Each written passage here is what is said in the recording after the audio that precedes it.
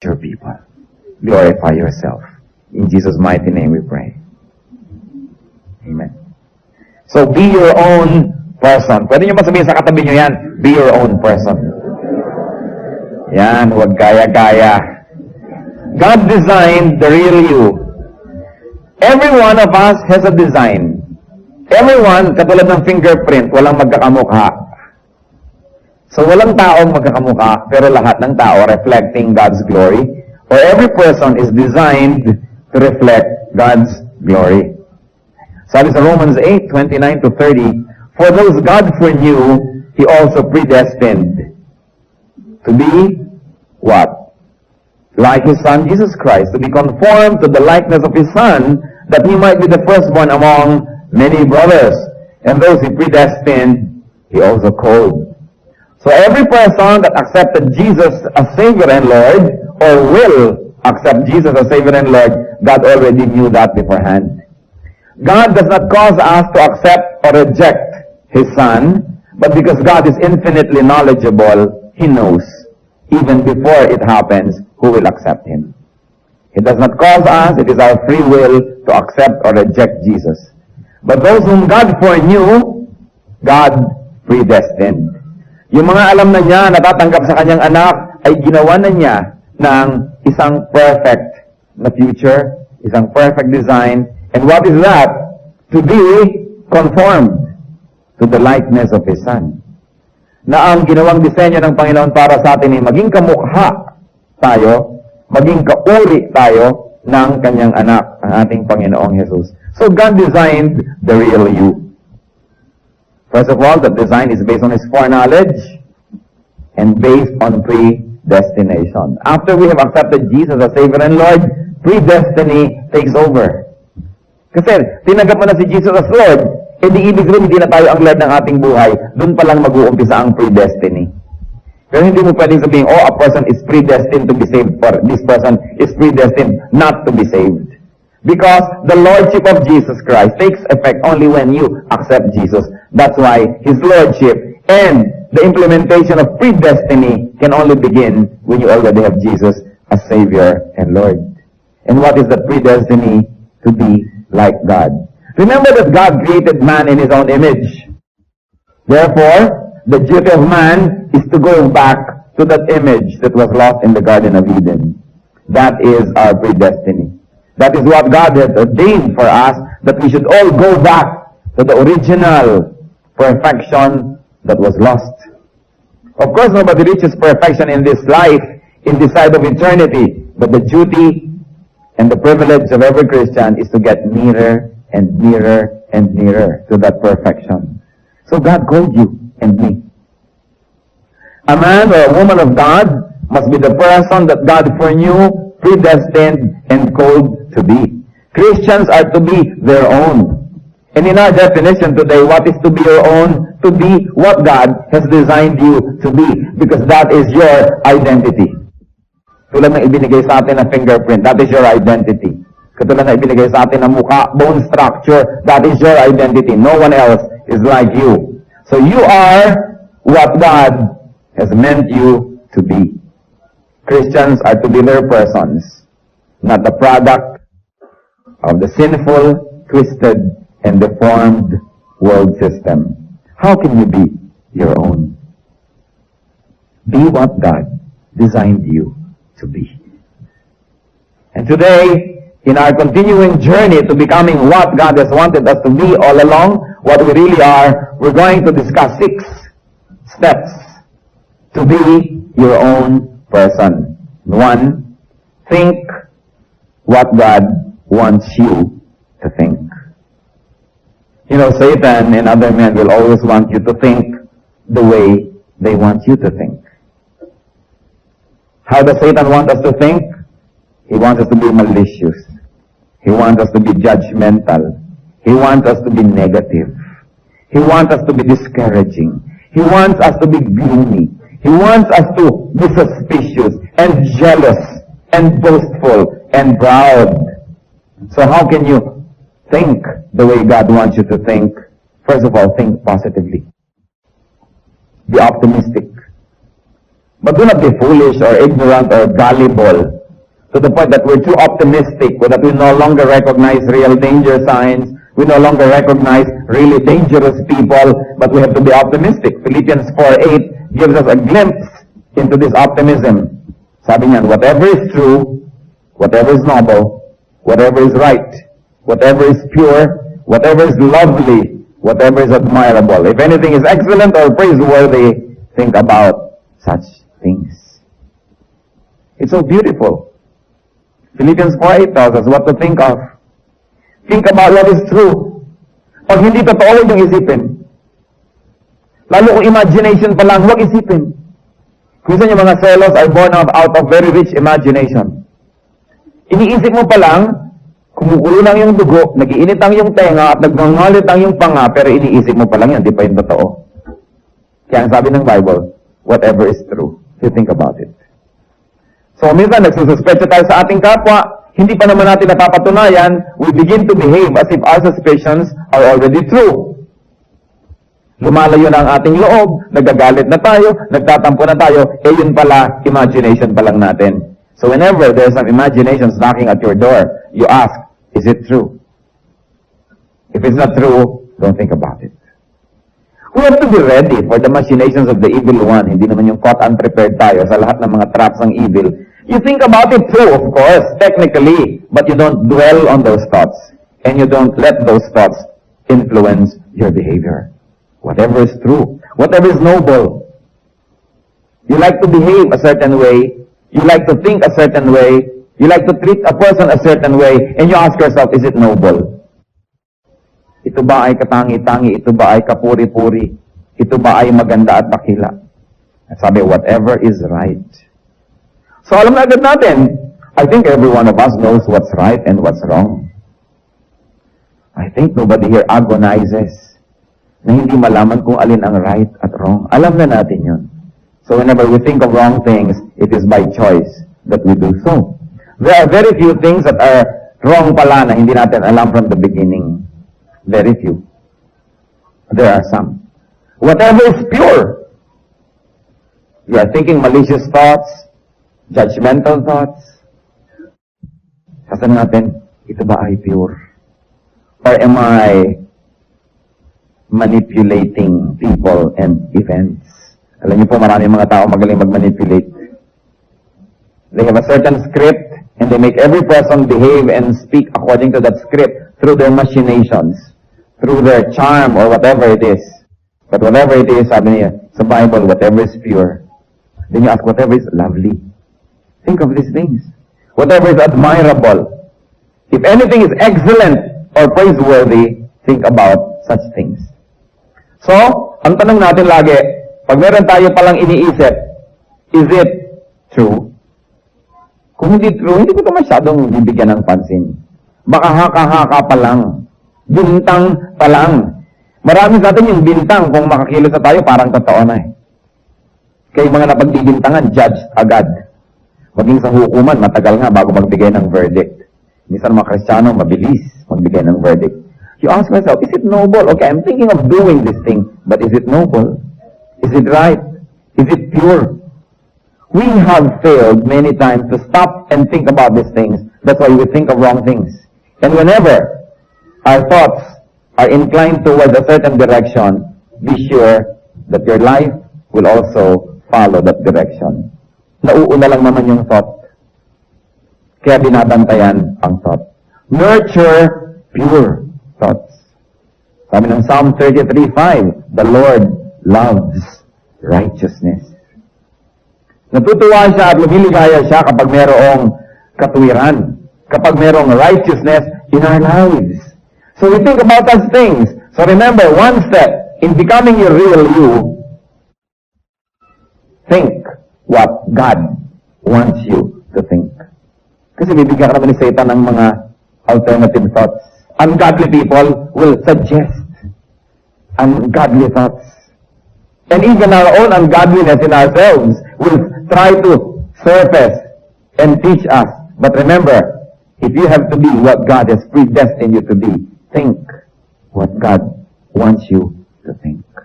Then too, At ito, breakdown na lang yan. Yung think overall na yun eh. See what God wants you to see. Very often we say the eyes are the first to leave the Lord. And it's true. Eve saw the fruit, then later as she came near, picked and ate. Yung mata binabantayan. Binabantayan natin kung ano ang dinadapuan ng ating paningin. So, how do we see what God wants us to see? First, see the good in others. Satan likes you to see what is evil in others, what is imperfect, and what is ugly. And the Lord likes us to focus on the good in others. Certainly, there's a lot of imperfection in other people, but that's the same with us. And if you're going to focus on the imperfection, on what is not good about others, you will begin to think negatively.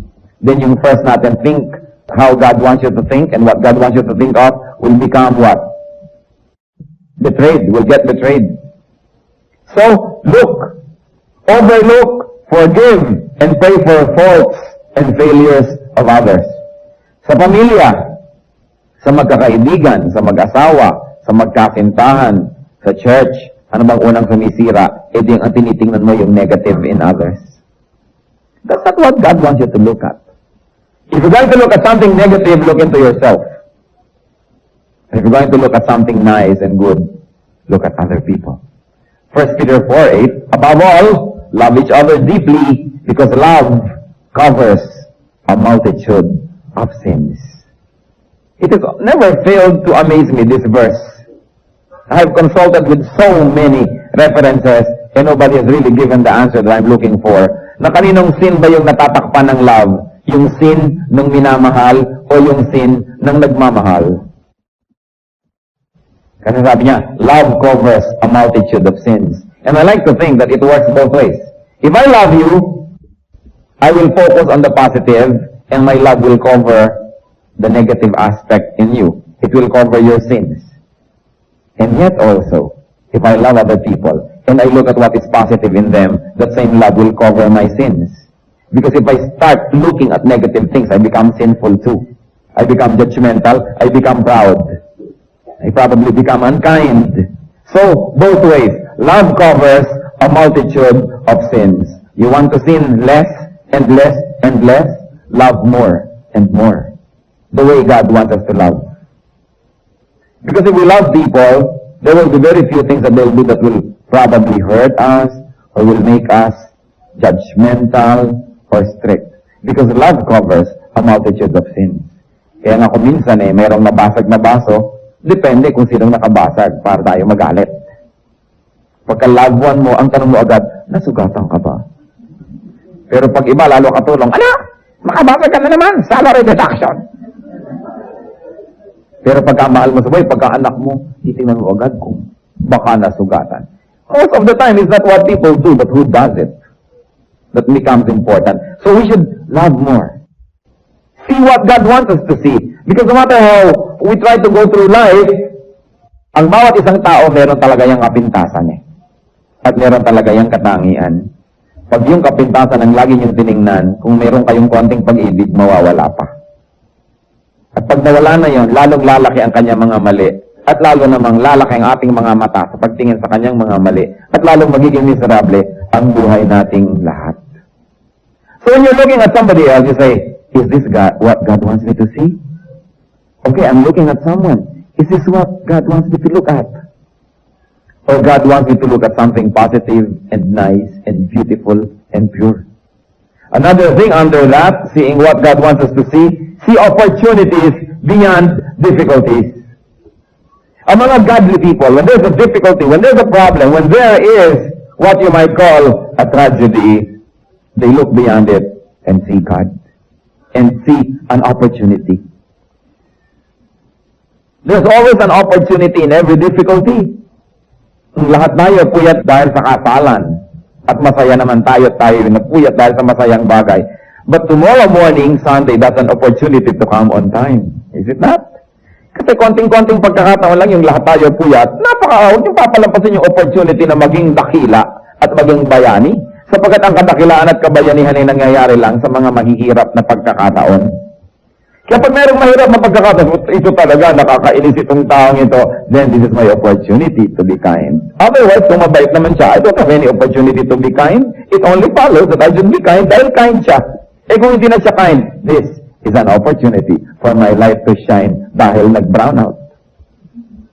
Eh kung ang liwaliwanag na, yung imunting ilaw nyo, hindi na yung mapupuna. Pero kung habang lalong sumisidi ang dilim, lalo namang na-appreciate kahit kaprasong ilaw lamang. Kaya habang gumugulat mo, this is my opportunity to be calm. They have a point, I will be the counterpoint. They have a thesis, I will be the antithesis. In fact, I will be the synthesis. Meron silang kontra, kukontrahin ko yun para mag-balance. Nagkakagulo na dito, nagsisigawan na, I will become. This is my opportunity to shine for the Lord. Nagkakapaguran na, maiinit na ang ulo ng lahat. This is my opportunity to show the Spirit in me, the peace, the love. You know, when there is a difficulty, Christians should see the opportunity.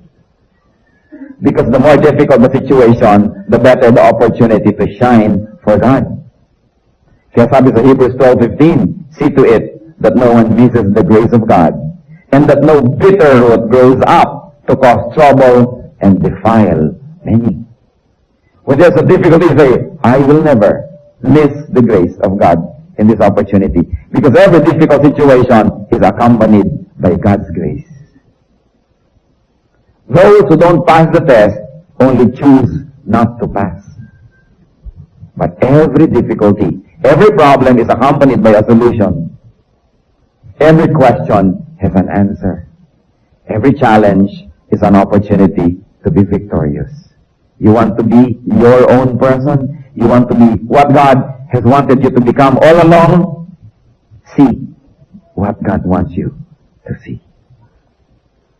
Kung minsan, mayroong isang tao nakakayamot, ang gusto agad natin to get rid, to destroy, to annihilate, to totally pulverize, evaporize the person. You don't see the patient, the wounded person crying out to be healed. At lahat tayo guilty dyan kasi nakakapangyari ang ating personal. Gusto agad natin, tayo makapangyari, tayong manalo, tayo ang mag-prevail. But see, nasa isang taong nakakainis, there is a child or a patient asking to be loved. Can I tell you that the most unlovable persons are those that need it most? Kaya, opportunity yun. Huwag nating palampasin. Kung marami na tayong napalampas, huwag nating palampasin pa.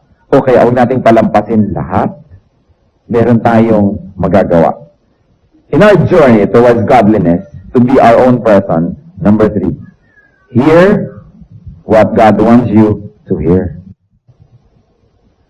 Christians, you choose what you listen to.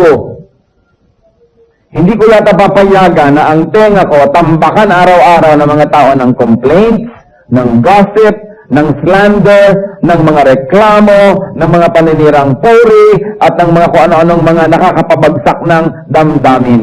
At ang tenga ninyo ay inyong pag-aari. May karapatan kayo na papasukin at hindi papasukin ang mga tunog na hindi ninyo ibig. Remember na hindi basurahan ang inyong mga tenga na willing tayong tanggapin ang lahat ng ipaparinig sa atin ng mundo. So that when people come to us, always complaining and always with God, we say, excuse me, don't pollute my ears. Wala ka nang ginawa kundi tambakan ng mga, kung ano-anong mga nakakainis na bagay ang tenga ko. Kaya kahit anong ligaya ko, pag nakausap kita mamaya, down and out na rin ako. At ang galit mo, nagiging galit ko na. Ang giyera mo, nagiging giyera ko tuloy. Teka muna, tenga ko yan, wala kang karapatan. You choose what you hear. And you have a right. Di ba ayaw nyo rin, lote nyo, tinatambakan ng basura ng kapitbahay? Alam nyo ba na mas mahalaga yung tenga nyo kaysa sa lote? Pero marami tayong naririnig. Naririnig yung mga advertisements. Always telling you na kulang ka. Hindi ka maganda. Pangit ka. Kaya kailangan mo ang produktong ito para ka gumanda. Kulang ang iyong ganito. Hindi ka tama. Lagi na lamang na you're inadequate. You have a right not to listen to these things. Hindi nyo papayagan na lagi yung natidinig yung mga advertisements na yan. Hindi natin papayagan na lagi natin nadidinig yung mga worldly music that affects us. Hindi natin papayagan na may mga taong, mga chismosa na walang ginagawa kundi bulong-bulong sa atin. Lalapit sa'yo, sa ilang saglit, ang gagaling. Kahit hindi mo bumuka ang bibig, may nasasabi. Alam niyo yun, yung hari. Nakikita siya, ayan, dadating na siya. Tingnan na ang diet niya. Hindi naman gumagalaw ang labi niya, pero nakakapaglagay ng lason sa inyong tainga. Lalong-lalo yung mga may hawak na pamaypay. Oras sa tinakpan niya ng bibig, may mga lasong lumalabas dyan. Dalawang ginang na nagkaganyan na ng pamaypay na may kabuktotang nangyayari. Mag-ingat, hindi nyo kailangang marinig yun. And you can direct with people. Kung napapansin ko, tuwing darating ka na lang sa akin, wala ka nang ginawa, kundi siraan yung pinsan natin na yan. Huwag mo nang lasunin ang isip ko. Kung nagagalit ka sa kanya, huwag mo akong indamay. You have a right to protect your ears from pollution. Sabi ng Mark 4:24, consider carefully what you hear. At diba, totoo nangyayari yan eh. Marinig lang natin ang complaint ng isang tao against another person, kampi na tayo sa kanya. Kung sinong unang magsumbong, siya na ang nakakampihan. Binabantayan ang tenga na yan. Akala natin kung minsan, ang tatalino na natin eh. Yun pala tayo, mga tau-tauhan, na kung anong naibubulong sa atin, yun naman ang namumulaklak sa ating buhay. Kaya naman ang isang lalaki, mahal na mahal ang kanyang nanay, pero matapos marinig ang kanyang asawang bubulong-bulong ng 5 taon, ayaw nang pumunta sa nanay niya. May mga ganon. Mga padaplis, unti-unti, but over time, it will, ripen into an evil fruit. Nai-influence tayo. Isipin ninyo, kung minsan may napapalo kang anak, kung minsan may napapagalitan kang tao, dahil may nagbulong sa'yo. Minsan meron ka isang empleyado o katulong, natutuwa ka, pero eto ngayon na isang kapatid mo, yun namang katulong mo, pagka wala ka, ganito, mamaya galit ka na rin. Sometimes without even verifying the details. Be your own person. Huwag tayong maging parang pinaglalaroan ng iba na oras na nabulungan, yung behavior natin na i-influence na nila. You cannot be godly unless you are your own person. Na meron kang sariling paninindigan, na hindi lahat ng ibinubulong ng iyong asawa, ng iyong nanay, ng iyong anak, ay paniniwalaan mo agad. Kailangan tinitimbang ang lahat. Because remember that the devil spoke to Eve through the serpent. Huwag niyo naman tawaging ahas ang inyong asawa. Baka puluputan kayo niya. Diba? Pero nangyayari yun, kadalasan yung asawa, napakalaking negative influence niya.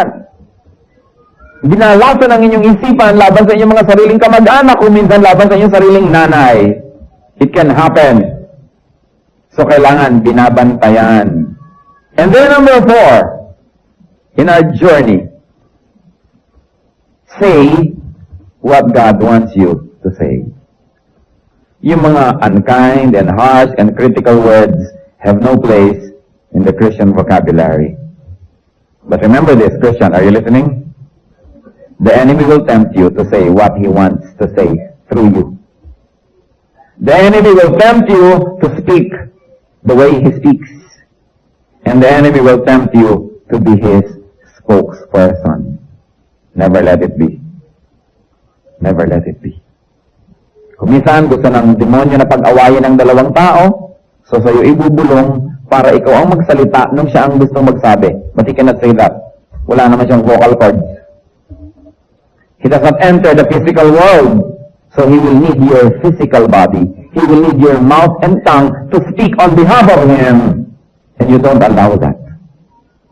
Meron siyang mga pusong gustong sugatan sa pamamagitan ng salita, palibat at wala siyang boses, ang boses natin ang gagamitin. I-influensyahin tayo para oras na umandar ang ating mga dila, sa bawat pilantik ng dila na yan, may taong nasusugatan. Actually, you are serving the interest of the evil one. Merong taong magkasundo, gusto ni Satan pagkagalitin. Anong gagamitin niya? Ang ating labi para pagkagalitin ang 2 taong ito. In other words, you are serving the interest of the evil one. Whenever you open your mouth, Christian, say what God wants you to say, not what Satan wants you to say. Kapag ka merong mainit na pagtatalo o kaya merong napakahirap na sitwasyon, gustong-gusto mo nang saktan ng damdamin ng mga tao at murahin sila at magsalita at manumbat. Say to yourself, wait, is this what God wants me to say? The Dahil pag nasabi natin, hindi ito ang gusto ng Diyos na gusto kong sabihin, definitely, you are serving the interest of the evil one. Grabe ang deception. All around, there is deception. Kaya ang sabi ng Luke 6:45, the good man brings good things of his mouth, out of the good stored up in his heart. And the evil man brings evil things out of the devil, and out of the evil stored up in his heart. At ano pong sabi? For out of the overflow of his heart, his mouth speaks. Kung anong laman ng puso, yun ang lumalabas sa bibig. Kaya binabantayan kung anong maririnig, kung anong nakikita, sapagkat yan ang entry point into the heart. At pag lagi tayo nakakakita ng evil, lagi tayo nakakarinig ng evil, ang laman ng puso evil, pagbukas ng bibig, yun ang lalabas. Natural. Para rin kung ano ang labas ng sikmura, when we throw up, that is what will come out. Ano nga namang maiba? I remember one particular time, one of my friends owned a very fancy restaurant, and there was this girl who was trying to project na siya yata ay society girl or whatever, at ang arte-arte niya, at kung ano-ano mga kasupladahan ng pinaggagawa niya, bigla siya nag-throw up. Ano ang nakita ng mga waiter na isinuka niya? Munggo. Sabi ng waiter, munggo lang pala kinain mo kanina, ang supla-suplada mo pa ngayon. O ganon, ano bang laman ng sikmura? Lumalabas when you throw up. Kung ano laman ng puso, yun ang lalabas. Kaya pag nakita yung tao, laging reklamo ng reklamo, laging chismis ng chismis, alam nyo na, punong-puno ng evil ang puso ng taong ito. Kailangan ipag-pray, kailangan mahalin, pero hindi dapat pakinggan.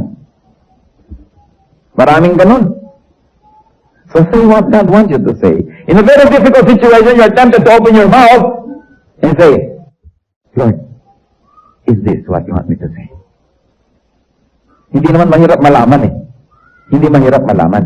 Hindi lang tayo dapat pabigla-bigla. Kasi yung salitang nabitawan lang, hindi na kayang bawiin. Kahit 1,000 sorry ang sabihin mo, hindi na kayang bawiin ang salitang nabitawan na. Kaya dapat nag-iingat.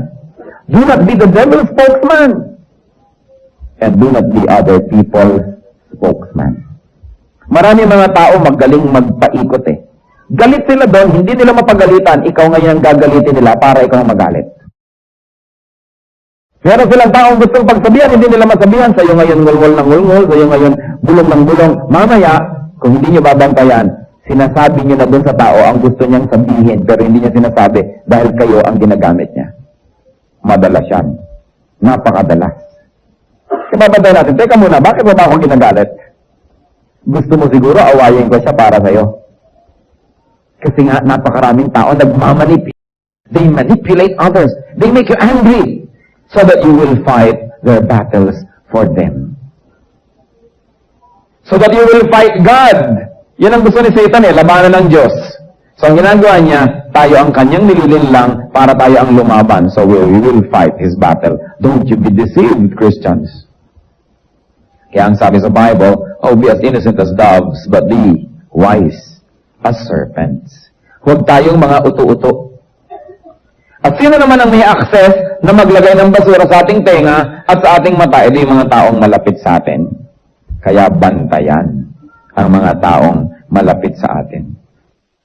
People make us hear and see and then say what they want us to say. Be careful. Say good, soothing, healing, comforting, encouraging words.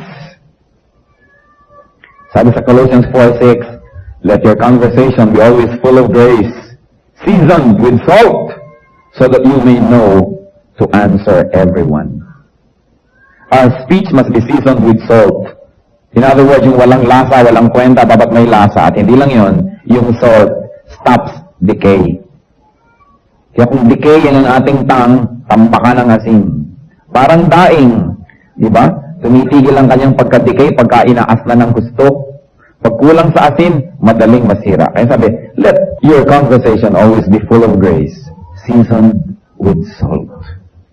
I praise God that I am very aware whenever people are trying to manipulate me. Although marami pa rin nagtatagumpay, pero marami pa rin hindi nakakalusot. when people try to manipulate you, especially if you are in a position of leadership, there are some people who don't have that influence or what you might call power. So they will try to influence you so you will move on their behalf. You say, teka, inuuto ako nito. Minamanipulate niya ako. At hindi kakaunti, nakita ko mga asawa na kung kigrade ninyo, 1, flat 1, ang galing magmanipulate ng asawa. Galing, laro mga Pilipina. Talagang pwede mong bigyan ng mga award sapagkat kumisan na ilalayo ang asawa sa sariling ina. At talagang pag nagmanipulate, akala pa ng lalaki siya pa ang may corona. Dahil habang minamanipulate ka, inuuto ka pa. Nga may gagawin ka, akala mo, decision mo talaga yan, pero hindi pala, bulong ng kung sino-sino. Be careful. And women, even men, if you find that you have this nature in you, get rid of it. It's not godly. We should not manipulate others. God does not even manipulate us. God even gives us free will. Do not be manipulative. Let your conversation be always full of grace, seasoned with salt. And then number 5, do what God wants you to do. At nabanggit na natin kanina yan. Do not be the action man, do not be the hatchet man of the devil.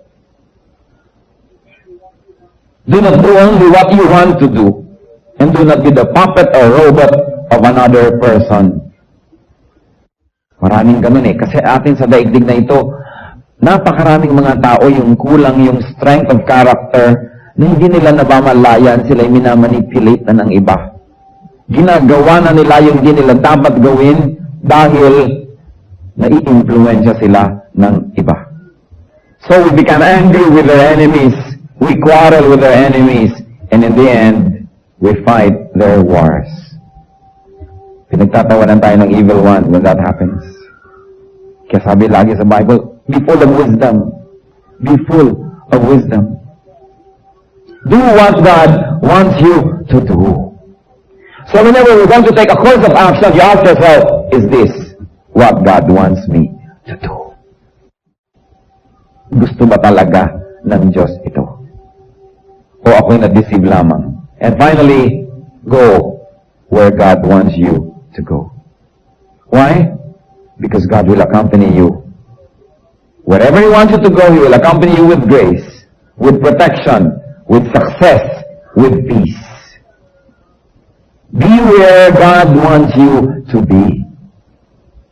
Sabi sa Isaiah 48:17, this is what the Lord says, you Redeemer, the Holy One of Israel, I am the Lord your God, who teaches you what is best for you, who directs you in the way that you should go. So be where what God wants you to be. Go where God wants you to go. Sabi nila, ito dapat ang iyong profession, ito dapat ang iyong ginagawa, ito dapat ang iyong pinupuntahan. Huwag tayong na tayo. Christian, be your own person. Do not be vacuum-headed. Do not be manipulated by others. Control your thoughts. Alam niyo yung vacuum, kahit ano, hinihitit. Pag hindi puno ng wisdom and godliness ang ating mind, hihititin yan ng kung ano ng mga basura everywhere. So make sure that your mind is always full of godly thoughts. When the devil finds it to be empty, he will fill it with his own thoughts. This is what you will see. At this point in my life, I read many letters, but I should tell you that there are letters I do not read. It is my right not to read anything that I don't want to see.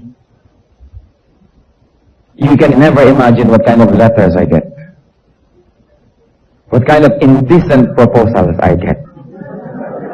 And I said, kilala ko na itong letter na to. I will never read it. I refuse to read it. Why should I allow a person to unburden that person's thoughts into me? Di ba pag meron tayong gustong sabihin, pag nasabi na natin lumuluwag ang ating loob? At sino ang sumikip ang loob, yung napagsabihan, inilipat natin sa kanya. I refuse. Kung ano man ang nararamdaman mo, sarilihin mo na lang. Huwag mo lang ilipat sa akin yan. Buntot mo, hilahin mo, at bakit mo sa akin ipapahilay ang iyong damdamin? So, ganun. Hindi kayo binabasa lahat ang ipinapadala sa inyo? That's why it is very, very unethical, especially in this electronic age, to be sending messages that are unsigned.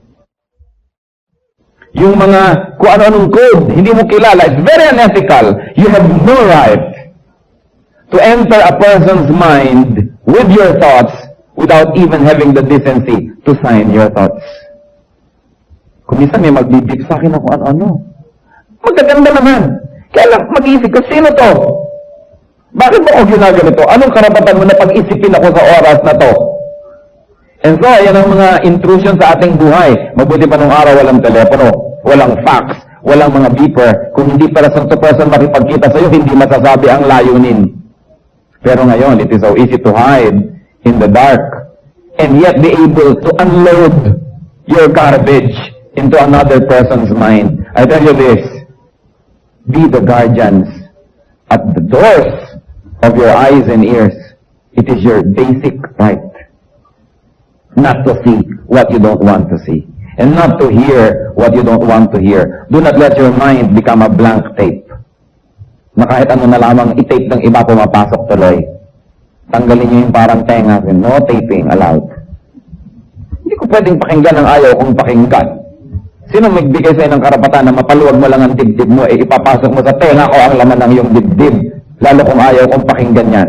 It is my basic human right not to hear what I don't like to hear. And Christians, do not be the loudspeaker of others. Do not be a lip-sync artist. Alam niyo yung lip-sync, di ba? Lip synchronization. Yung mga kumakanta kunwari sa TV pero gaganon-ganon lang ang bibig kasi kasabay tape. Di ba? Madalas mga tao ganyan. Bumubuka-buka ang bibig pero ang nanggagaling na sound hindi naman galing sa puso nyo, galing sa iba and you're being used. Nagli-lip-sync kayo nun. Don't permit it. Control what you say. And Christian, do not be a robot. Control what you do. Do not become an unwilling participant in many people's games. And then, do not be a guided missile or a remote-controlled machine. Control your direction. Go where God wants you to go, not where people influence you to go. You are what God wants you to be. You can be what God wants you to be. Anything apart from what God wants you to become is not you. Will not be you. So get real. Be yourself. Be your own